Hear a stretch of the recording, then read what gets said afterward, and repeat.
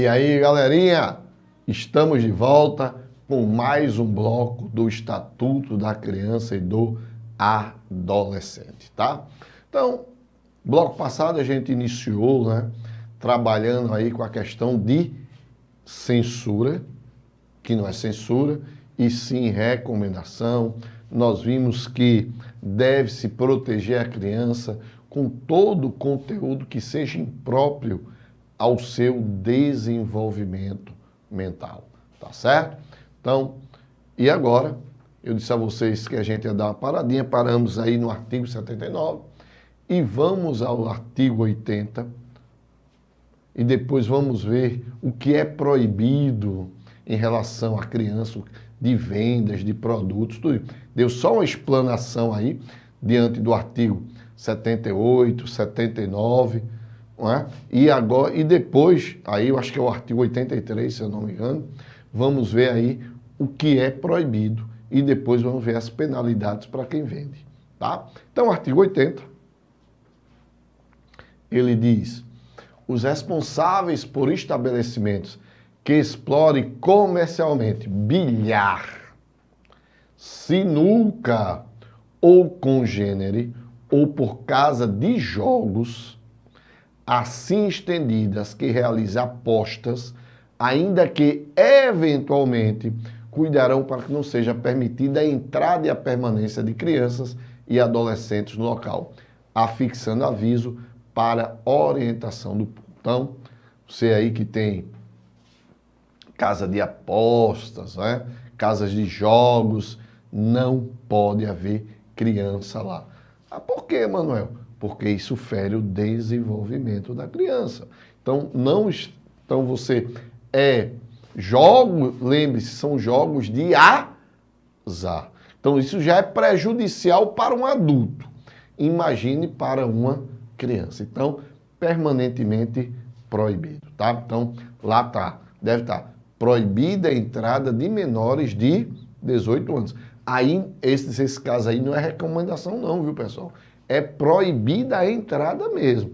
No cinema, não. No cinema é recomendação, mas aí é proibida a entrada de menor de 18 anos nesse estabelecimento. Artigo 81, diz que é 83, mas artigo 81. Então, ó, é proibido o quê? Vamos lá, o que é proibido à criança? É proibida a venda à criança ou adolescente de armas, munições e explosivos. Mais uma vez a gente tem que falar aí do presidente da República, a questão do decreto, não é, do desarmamento, permitindo a criança, né, participar, o adolescente, a criança não, a participar de aulas de tiro. Pelo amor de Deus, não pode. Não pode. Não pode, por isso, mais uma vez, eu estou dizendo que esse decreto é totalmente ilegal, porque fere o Estatuto da Criança e do Adolescente, pessoal. Tá certo? Então, criança não pode pegar em armas, não pode pegar em munição. Deixa isso para quando ela tiver adulta, ela resolve, mas não enquanto ela for protegida pelo Estatuto da Criança e do Adolescente. Então, esse decreto de desarmamento que permite a possibilidade do adolescente, não é, participar de cursos de tiro, isso fere o Estatuto da Criança e do Adolescente. Isso pode ser uma questão de prova para você. Veja, o decreto presidencial que trata da lei do desarmamento permite que criança participe de cursos de tiro. Não pode. Não pode, que fere o desenvolvimento mental da criança e do adolescente. Bebidas alcoólicas, não pode vender bebidas alcoólicas para adolescentes. E produtos cujos componentes possam causar dependência física ou psíquica, ainda que por utilização indevida. Né? Então, cigarro seria um exemplo aí, tá certo? Então, não pode. Interessante esse inciso 4º, preste atenção. É proibida também fogos de estampido e de artifício, exceto aqueles que, pelo seu reduzido potencial, sejam incapazes de provocar qualquer dano físico em caso de utilização indevida. Aí, chegando São João, aí eu montei minha barraquinha, professor Isaqueu Silva, não é? Disse, eu vou montar minha barraquinha de fogos aqui em Limoeiro. Aí montou a barraquinha de fogos em Limoeiro e começou a vender os fogos. Aí chegaram 2 adolescentes e uma criança de 11 anos e 2 adolescentes de 14 anos. Olha, professor Isaqueu, eu quero 2 caixas de rojões. Aí o professor Isaqueu, oxê, ó, já comecei a vender bem, foi lá e vendeu. Professor Isaqueu, não pode, professor Isaqueu, não pode, porque é proibido. Agora, professor Isaqueu, o senhor pode vender traque de massa. Que é esse traquezinho de massa? Ali pode. É um produto, são fogos de artifício? São, mas é de reduzido potencial de perigo, tá certo? Então, estrelinha, né? Então pode vender. O resto não. Vou vender aquela peido de véia, né? Chamado peido de véia, né? Aquelas bombas. Não pode, professor Isaqueu, porque o Estatuto da Criança proíbe, beleza? Então vamos lá. Revistas e publicações, aqui alude artigo 78, a gente já viu esse artigo, questão da pornografia. Bilhetes lotéricos equivalentes. Eu já vi mãe mandando a criança fazer jogo do bicho. Não pode, mãe, não pode. Mãe e muito menos a banca. Apesar que a banca já está fazendo uma contravenção, né? É muito interessante, né? Aí no Brasil diz que jogo do bicho é contravenção. Meu amigo, pelo menos onde eu moro lá em Olinda, lá no bairro onde eu moro, em toda esquina tem uma banca de bicho. Toda esquina tem o diretor está dizendo que aqui em Limoeiro também. E é proibido. Aí você vê como é o Brasil, né? Você está falando mal do Estatuto da Criança e do Adolescente. Não é só o Estatuto da Criança e do Adolescente que não é cumprido, não, pessoal. É todas as leis aqui que não são cumpridas, tá? Então vamos lá, artigo 82. É proibida a hospedagem, presta atenção, é proibida a hospedagem de criança ou adolescente em hotel, motel, pensão ou estabelecimento congênere, salvo se autorizado ou acompanhado pelos pais ou responsáveis. Então você não pode deixar uma criança ou adolescente hospedar sozinha em um hotel. Tem que ser acompanhada pelos pais ou responsável. Artigo 90. Muito bem. Entidades de atendimento. É muito importante essas entidades de atendimento na questão de proteção à criança, tá certo? 90 diz: as entidades de atendimento são responsáveis pela manutenção das próprias unidades, assim como pelo planejamento e execução de programas de proteção e socioeducativos destinados a crianças e adolescentes, em regime de orientação e apoio sociofamiliar. Então, essas entidades de atendimento, né, são aquelas destinadas a dar uma orientação, né? Pode ser aí, pode ser feito até no próprio conselho tutelar, tá certo? E, obviamente, tem algumas que não podem, são aquelas de acolhimento institucional, de internação, essas não. Tem que ser em um outro ambiente, tá? Mas orientação e apoio sociofamiliar, apoio socioeducativo em meio aberto, colocação familiar. Então, colocação familiar é o quê? Pode ser em família substituta. Lembre-se que a família substituta pode ser através, né, da guarda, da tutela e da adoção. guarda, tutela e adoção. A gente vai falar muito em família substituta ainda nesses dispositivos aqui do ECA. Acolhimento institucional, prestação de serviços à comunidade. Aí é quando o adolescente, né, ele comete ato infracional e é aplicado uma medida socioeducativa para ele, a gente vai ver isso também. Liberdade assistida, vamos ver isso também quando a gente for ver as medidas socioeducativas. Semi-liberdade e internação, que é a mais gravosa das medidas que a gente vai ver. 94, está bem pequenininha aí, bem pequenininha, que são muitas disposições. Isso aí a gente vai ver os chamados princípios, tá? São os princípios, aí depois vem as medidas protetivas, tá? Então, deixa eu ficar bem próximo aqui ao vídeo, né, para fazer essa leitura aqui. 94. As entidades que desenvolvem programas de internação têm as seguintes obrigações, entre outras. Primeira delas, observar os direitos e garantias de que são titulares os adolescentes. Não restringir nenhum direito que não tenha sido objeto de restrição na decisão de internação. Então, quer dizer isso, esse inciso segundo, quer dizer que se o juiz determinou uma medida, não pode chegar lá nesse estabelecimento e ser colocado a medida mais grave daquela que já foi destinada judicialmente. É proibida.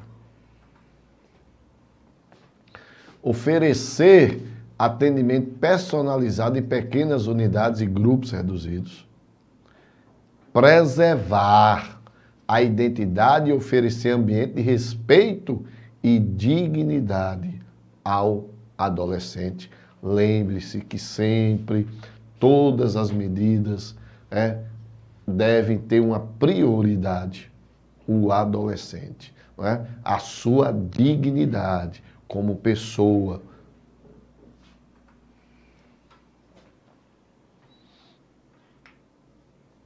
Diligenciar no sentido do restabelecimento e da preservação dos vínculos familiares. Lembre-se sempre, o estatuto não busca tirar a criança do seu familiar, não. O estatuto busca proteger a criança. Então, sempre que possível, essas entidades buscam trazer esse adolescente para um vínculo familiar novamente. Porque às vezes, pessoal, a gente sabe que adolescente, a gente até tem um termo, né? Aborrecente. Então, às vezes, o adolescente, por mais que o pai e a mãe digam uma coisa, tem adolescente que bota o pé, firma o pé e acha que ele sabe de tudo. O adolescente acha que sabe tudo e fica de frente com o pai e com a mãe, não é? E aí essas entidades, não é, buscam justamente isso, não é? Trazer esse vínculo familiar novamente que foi quebrado, tá certo? Tem uma história, um caso que uma menina, não é? A mãe, ela pediu para ir para uma rave, né? Uma rave. A menina tinha o quê? 16 anos, era 15 anos, pediu para ir para uma rave. E a mãe não deixou. Ela fincou o pé e disse, eu vou. Ao que a mãe fez? Botou ela de castigo e trancou a porta do quarto, não é? E ela ficou gritando, cara, chamando por socorro, não é? A janela do quarto dava para a rua, né? Ela ficou gritando, chamando, e chamaram o conselho tutelar. Vê só. E a criança e a adolescente foi levada junto com a mãe não é, para o conselho tutelar, e ela disse que a mãe tinha trancado ela, estava em cárcere privado. Em cárcere privado. Veja aí a bronca. Então, é uma questão, né? Não pode o juiz, aquela questão da proporcionalidade e razoabilidade, que eu disse que a gente vai trabalhar muito. Não? Então, o próprio conselho tutelar, ele pode ajeitar isso aí, não precisa ir para o juiz. Então, o próprio conselho tutelar pode, né, trazer, né, esse diálogo entre a menina e os pais, tá certo? Voltar esse convívio familiar. Vamos lá. Inciso 6º. Comunicar à autoridade judiciária, ou seja, ao juiz, periodicamente os casos que se mostre inviável e impossível o reatamento dos vínculos familiares. Aí é uma medida drástica, né, pessoal? Quando ele diz que é inevitável, então essa criança ou adolescente pode ir para uma família substituta, como tutela, como guarda ou até mesmo como adoção. Então são casos extremos. Por exemplo, o pai que chegava muito estressado e chegava estressado e a criança ou adolescente não podia falar que ele batia na criança, não é? Maus tratos. Então isso não pode. Aí foram levados ao conselho tutelar. Foi feito, não é? Uma reorientação da família. Mas mesmo assim, o pai continua a fazer as mesmas coisas. Não é? Então, ó, o jeito é tirar a criança. Ou então, pior ainda, né?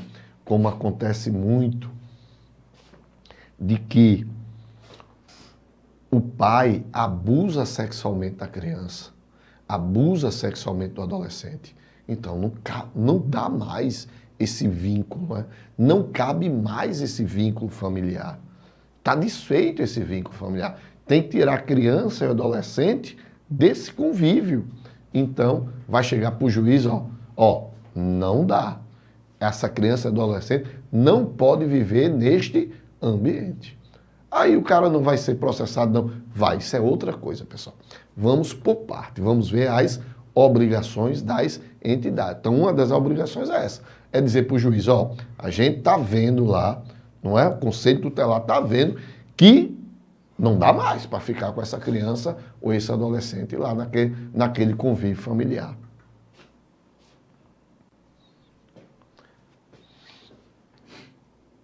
Oferecer instalações físicas em condições adequadas de habitabilidade, higiene, salubridade, segurança e os objetos necessários à higiene pessoal. Oferecer vestuário e alimentação suficientes e adequados à faixa etária dos adolescentes atendidos.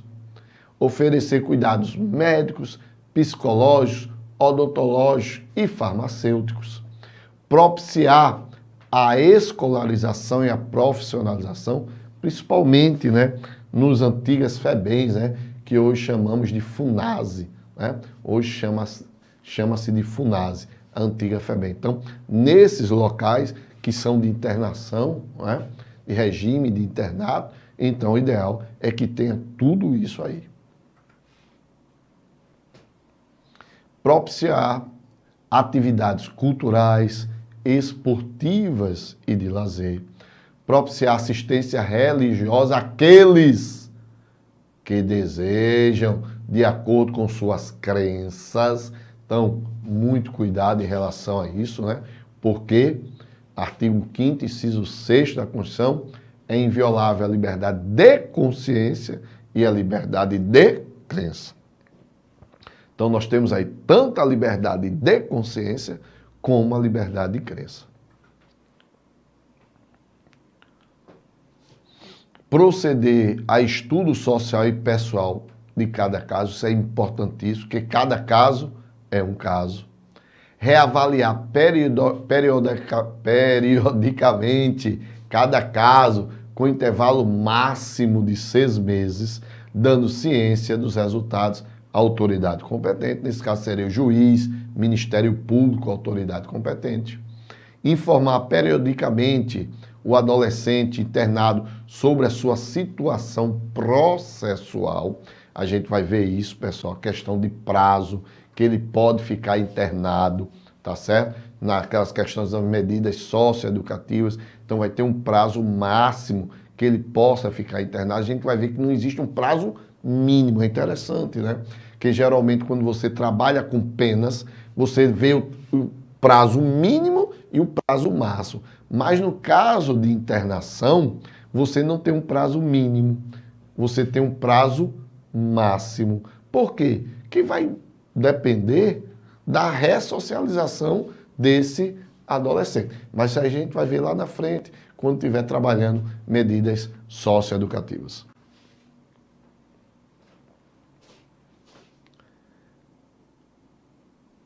Informar, a gente já viu, comunicar às autoridades competentes todos os casos de adolescentes portadores de moléstias infecto-contagiosas, fornecer comprovante de depósito dos pertences dos adolescentes, manter programas destinados ao apoio e acompanhamento de egressos, ou seja, o que são egressos? Aqueles que retornam, né?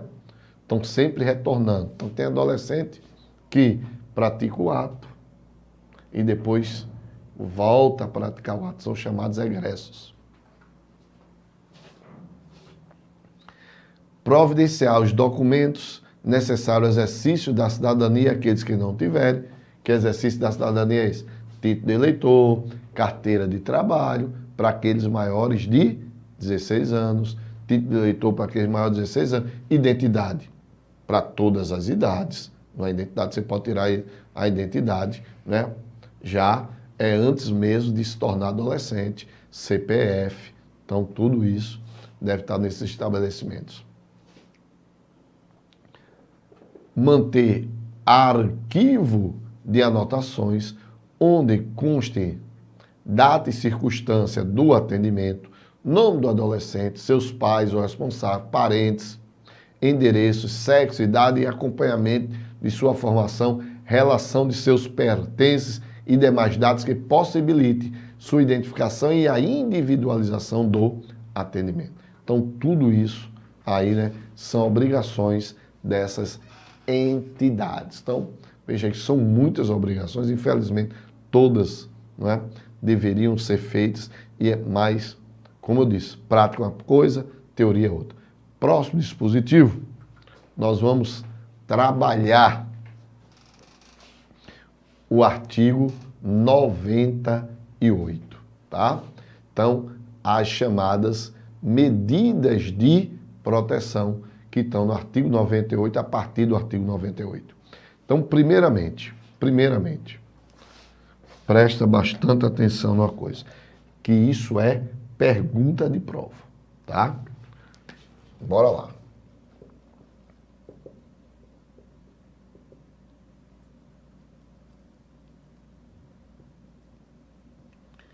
Pergunta de prova. A criança e o adolescente, eu já falei sobre isso, só repetindo. A criança e o adolescente pode praticar ato infracional. A criança e o adolescente pode praticar ato infracional? Resposta, sim. Emanuel, o que é o ato infracional? É tudo que está previsto como crime ou tudo que está previsto como contravenção. Então, tudo que está previsto como crime, tudo que está previsto como contravenção. Então, é o ato infracional. Então, criança e adolescente praticam ato infracional? A resposta é sim.